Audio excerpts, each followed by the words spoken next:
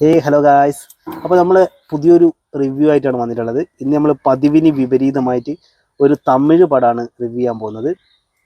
ഒട്ടും പ്രതീക്ഷിക്കാതെ പോയി കണ്ടൊരു സിനിമയാണ്. അതായത്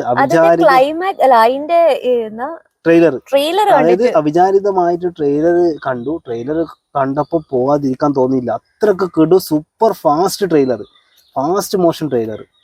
പക്ഷേ പടം കണ്ടപ്പോ ഒരു നെഗറ്റീവായിട്ട് തോന്നിയത് അതായത് ഭയങ്കര സ്ലോ ആയിരുന്നു. ട്രെയിലറിന്റെ നേരെ ഓപ്പോസിറ്റ് ആയിരുന്നു മൂവി. ഭയങ്കര സ്ലോ.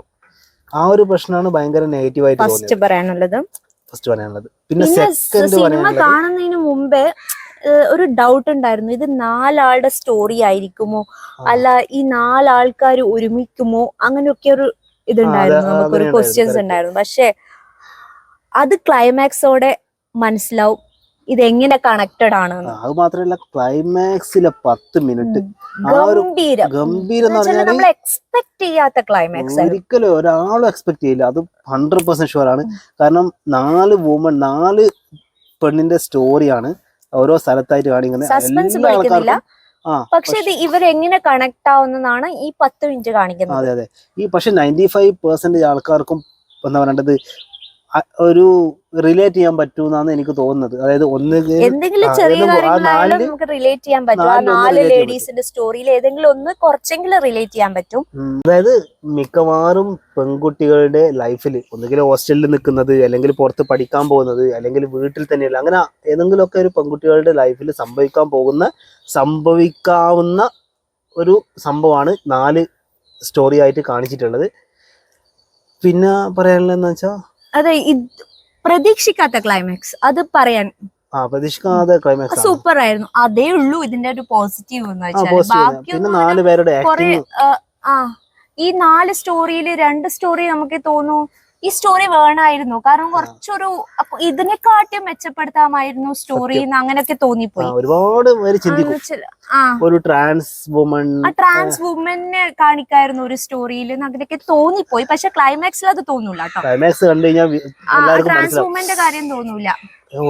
ഇതുകൊണ്ടാണല്ലേ ട്രാൻസ് വുമൺ ആക്കാഞ്ഞത്, അങ്ങനെയുള്ള സംഭവങ്ങളൊക്കെ ശരിക്കും മനസ്സിലാവും. അത് മാത്രമല്ല, ഒരു ക്യാരക്ടർ, ഒരു പ്രഗ്നന്റ് ലേഡിയുടെ ക്യാരക്ടർ ഉണ്ട്.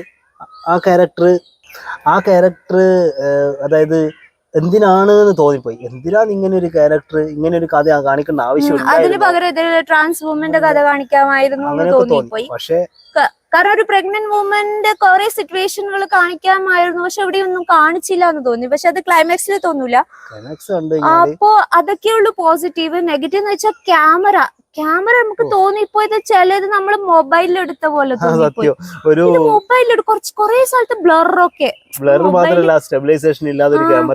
അത് അവർ അങ്ങനെ എടുത്തതാണോ അല്ല ആയതാണോ എന്നറിയില്ല.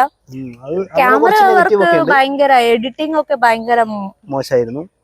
പിന്നെ പക്ഷേ എന്തായാലും നല്ലൊരു മൂവിയാണ്. Must watch. പോയിട്ടുള്ള മസ്റ്റ് വാച്ച് എന്ന് പറയാൻ പറ്റില്ല. OTT വന്നു കഴിഞ്ഞാൽ നല്ലൊരു മൂവിയാണ്. ആ ക്ലൈമാക്സ് കാണാൻ വേണ്ടി മാത്രമായിട്ട് തിയേറ്ററിൽ വരെ പോയി കാണണം എന്നൊന്നും ഒരിക്കലും പറയില്ല. പക്ഷെ പെണ്ണുങ്ങളും ആണുങ്ങളും എല്ലാവരും കണ്ടിരിക്കേണ്ട കുറെ സംഭവങ്ങൾ, എലമെന്റ്സ് അതിനകത്ത് ഉണ്ട്.